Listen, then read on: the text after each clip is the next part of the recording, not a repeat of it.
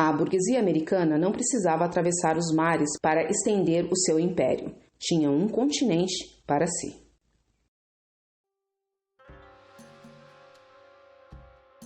Intensificaram expedições contra os países da América Central, toleradas, se não apoiadas pelo governo de Washington. A política exterior dos Estados Unidos seguia o caminho da provocação, como no caso com o México em 1845, para criar situações de guerra que lhes possibilitassem novas anexações. Foi nesse clima que as atenções dos Estados Unidos novamente se voltaram para o rio Amazonas. Em 1826, uma companhia estadunidense despachara para o Amazonas um barco a vapor. O Amazon levou carta de José Silvestre Rebelo, encarregado de negócios em Washington, mas o governo do Império do Brasil não lhe permitiu que ultrapassasse o Porto do Pará e seguisse rio acima. A atitude do Império do Brasil deu margem para que a companhia reclamasse, através do Departamento do Estado, uma indenização de $150 mil. O William Tudor, representante estadunidense, apresentou a reivindicação em ofício de 5 de fevereiro de 1829, aproveitando a oportunidade para sugerir o estabelecimento de uma linha de vapores no Amazonas e a sua abertura à exploração científica. Silvestre Rebelo, encarregado de negócios do Brasil nos Estados Unidos, negou a assinatura do contrato com a companhia. A questão invernou até 17 de novembro de 1845, quando Henry Wise, ministro no Rio de Janeiro, renovou o pedido de indenização. O problema até aí se limitou à diplomacia. Coube ao tenente Matthew Fontaine Maury, porém, agitar na imprensa e nas convenções dos Estados Unidos o interesse pela Amazônia. Maury queria que os estadunidenses colonizassem o norte do Brasil, transplantando para o Vale do Amazonas parte da população negra dos Estados Unidos. Inexoráveis riquezas que Maury apontava no Amazonas despertavam a cobiça dos estadunidenses. A sua abertura à navegação, proibida pelo Império do Brasil, constituía o ponto de partida para a campanha, que se avolumava e se desenvolvia dentro do espírito expansionista do Destino Manifesto. Maury considerava a navegação naquele rio tão importante para os Estados Unidos quanto a construção da estrada de ferro que ligaria o Atlântico ao Pacífico. Escreveu inúmeros artigos sob o pseudônimo de Inca, depois reuniu-os sob o título de The Amazon and the Atlantic Slopes of South America. Mobilizaram-se escravistas, armadores, comerciantes e filibusteiros pela política de comércio e no interesse da ciência, conforme argumentos de Maury. O Império do Brasil resistia. A provocação tinha, evidentemente, cobertura do governo estadunidense. O Departamento de Estado desfechou a ofensiva a fim de forçar o Império do Brasil à abertura do Amazonas. Mobilizou para sua causa os países ribeirinhos, particularmente Peru e Bolívia, através de uma série de intrigas e manobras. O Departamento de Guerra e da Marinha apoiaram o projeto da esquadra estadunidense estacionada em Valparaíso. Alegou-se como pretexto o interesse da ciência. Maury falava em revolucionar e republicanizar e anglo-saxonizar aquele vale, constituindo a República Amazônica. Em 1849, logo que as ideias de Maury apareceram nos Estados Unidos, Sérgio Teixeira de Macedo, representante do Império do Brasil naquele país, advertiu Paulinho José Soares de Souza, ministro dos Negócios Estrangeiros, que a franqueza de navegação do Amazonas iria abrir a porta à formação de estabelecimentos estadunidenses, a uma grande imigração deles e, por consequente, à manobra com que se verificou a usurpação do Texas. Macedo, aliás, defendia a abertura do Amazonas, mas receava que os estadunidenses, pelo seu espírito, tentassem a curto prazo manobras agressivas contra o Brasil. Ele não acreditava que houvesse um só país civilizado onde a ideia de provocação e de guerras seja tão popular como nos Estados Unidos. Macedo temia a possibilidade de que os Estados Unidos se estendessem à Venezuela, Nova Granada, Colômbia, Equador e se tornassem limítrofes do Brasil.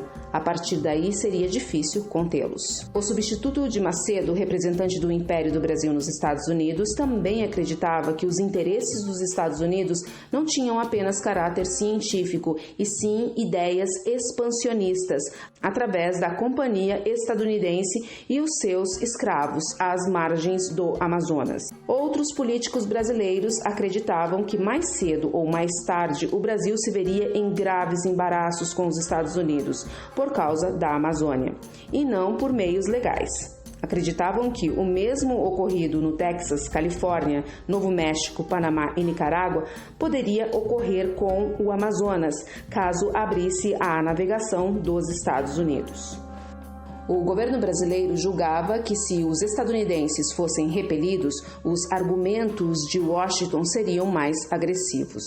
Os Estados Unidos, no entanto, negavam em 1851 que o país tivesse ideia de usurpar ou conquistar a Amazônia. A tentativa de introduzir na Amazônia cidadãos estadunidenses datava de 1848. Naquele tempo, foi proposto a imigração de 20 mil pessoas que se localizariam no Pará. Em 1852, um influente político estadunidense pretendeu fixar seus escravos às margens do Amazonas e, em 1853, outro cidadão estadunidense apareceu com o plano de naturalizar-se brasileiro e levar 500 pessoas para aquela região. Maury fundou uma companhia para colonizar a Amazônia e várias expedições se organizaram com um apoio velado ou aberto do governo estadunidense. Os estadunidenses se preparavam por todos os meios para forçar a sua abertura. Uma carta do tenente Maury à Convenção de Mênfis e publicada pelo Correio Mercantil não dava margem a dúvidas. Embora sugerisse a persuasão diplomática, ele mesmo acreditava no uso da força contra o Brasil.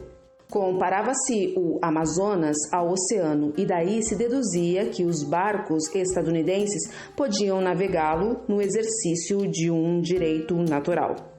Se o Império do Brasil cedesse, temendo as ameaças, grupos de estadunidenses imigrariam para as margens e fomentariam o separatismo, tal como ocorreu no Texas e na Califórnia.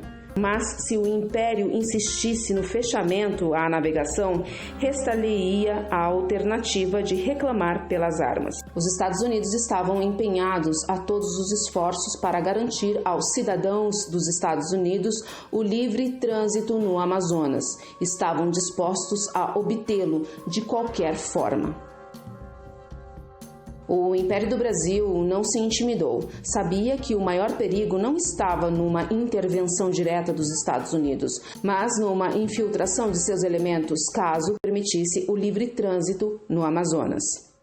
Os estadunidenses imigrariam com seus escravos para a província do Pará e, como aconteceu no Texas e na Califórnia, estimulariam as tendências separatistas como primeiro passo para a anexação. Maury sustentava que era mais fácil governar a Amazônia de Nova York do que do Rio de Janeiro devido à facilidade de comunicação marítima com Belém. O Pará achava-se infinitamente mais próximo dos Estados Unidos. Seu comércio com aquele país era então bastante intenso, superado apenas pelo Rio de Janeiro. A goma elástica ou borracha, cuja exploração começara havia poucos anos, contribuía para o incremento deste intercâmbio. Seu consumo crescia nos Estados Unidos todos os anos, à variadíssima aplicação industrial que se encontrava. Muitos estadunidenses já trabalhavam àquele tempo no comércio do Pará, em conexão com o porto de Nova York, dedicando-se principalmente à exportação da borracha. A resistência do Império do Brasil para abrir a navegação aos estadunidenses impopularizava o governo. O mesmo acontecia nas repúblicas banhadas pela bacia do Amazonas. Responsabilizava-se o seu fechamento pelo atraso da região. O governo do Império tinha consciência da situação que tornava a Amazônia ainda mais vulnerável à conquista pelos Estados Unidos, tal como fizeram com o Peru na Ilha dos Lobos. Por isso, quando o governo do Império ortogou a Irineu Evangelista de Souza, o Barão de Mauá, o monopólio da navegação no Amazonas, acrescentou uma cláusula que o obrigava a estabelecer colônias com imigrantes oriundos da Europa. O governo do Império defendia o ponto de vista de que os países ribeirinhos tinham o direito à navegação no Amazonas, conforme as convenções que se firmassem. Não duvidaria de facilitá-la, porém, a algumas companhias estadunidenses, como declarou o ministro Soares de Souza, se não tivesse de temer da avidez e do espírito aventureiro e usurpador desses senhores.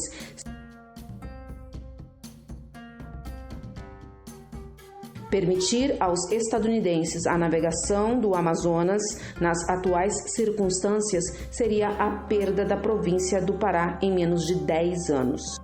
O governo do Brasil, se não concedia aos estadunidenses o direito de navegar o Amazonas, muito menos permitiria que eles imigrassem para aquela região a impulso expansionista do Destino Manifesto.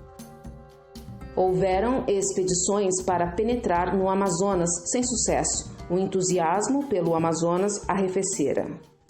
O interesse pela sua exploração associara no Destino Manifesto armadores, negociantes, industriais e escravistas.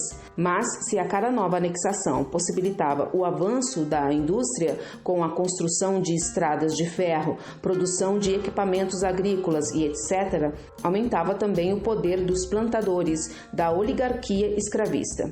Tornava-se impossível a coexistência das duas estruturas. As condições internas que provocariam a secessão de 1861 afastaram os Estados Unidos momentaneamente da Amazônia. O caso do Amazonas desencadeou efetivamente o primeiro movimento anti-estadunidense no Brasil.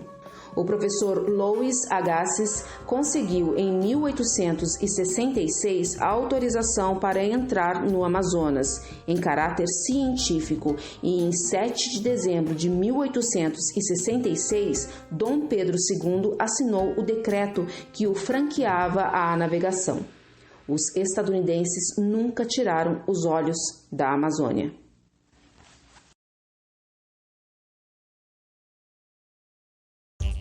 Entre 1927 e até 1935, o estadunidense Henry Ford aproveitou um estudo feito havia 4 anos pelo governo dos Estados Unidos sobre a possibilidade de obter látex no Brasil e resolveu criar um braço amazônico para sua companhia. Os carros da linha de produção exigiam pneus e diversas outras peças feitas de borracha. Em 1928, comprou do governo brasileiro uma área no estado do Pará, às margens do rio Tapajós. O local era chamado Boa Vista e ficou conhecido como Fordlândia. Obviamente, tal projeto carregava em si a própria vontade incoercível dos Estados Unidos conquistarem a Amazônia. O site Le Monde Diplomatique Brasil observou que a imprensa estadunidense romantizara o projeto. Era a velha megalomania dos Estados Unidos. O negócio parecia então como um combate entre energia torrencial do capitalismo estadunidense do início do século XX, encarnado por Henry Ford, e um mundo ancestral que ninguém até então tinha conseguido conquistar, simbolizado pela majestade imutável do rio Amazonas. Para a revista Time, 24 de outubro de 1927, não havia nenhuma dúvida de que Ford otimizaria sua produção de borracha a cada ano, até a completa industrialização de toda a floresta, para a grande felicidade das tribos amazonenses. Em breve, os índios negro-armados de pesadas lâminas vão cortar, nivelando suas palhoças de outros tempos para facilitar a fabricação de limpadores de vidros, tapetes e pneumáticos. Segundo o Washington Post, Ford levaria à floresta a magia do homem branco, a fim de cultivar não somente a borracha, mas os seringueiros em si mesmos. 12 de agosto de 1931. Pois é, para eles seria um bem a nós, um favor. Querem nos roubar e acham que isso é progresso. Marcada por sucessão de erros, o projeto não vingou.